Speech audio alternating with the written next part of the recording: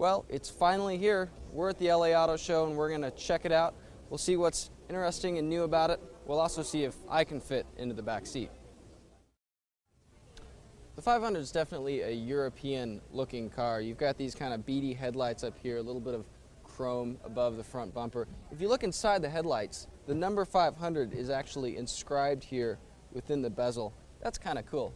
The overall length of the car, about 140 inches long. That's actually only about 6-7 inches shorter than the Mini Cooper. So this car, though it looks small, isn't as small as you might think.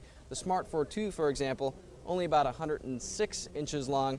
Toyota's new Scion IQ, about 120 inches long. So this car is a little bit bigger than both of those. Trim levels for the 500 include the Sport, the Pop, and the Lounge editions.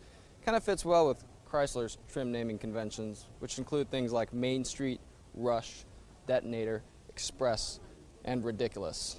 Okay, I was kidding about that last one. Certainly a very design-driven interior here. I'm not sure there's any new levels in terms of materials quality, but it's very interesting to look at, especially with this kind of red expanse here that goes across the dash. No center console, so you're not going to have a ton of room there, but there is an armrest that flips down here just for the driver, and quite a bit of room to store things otherwise. For a small car, that's a pretty decent sized glove compartment, and the door pockets pretty good as well. I've actually got a good amount of room to move back here. The steering wheel tilts. It doesn't telescope, but it's better than the steering wheel in the Smart 4.2, which does neither. Now here I am in the back seat, and that's where I would sit if I was driving. It's really tight, but so are the back seats in the Mini Cooper and the Scion IQ.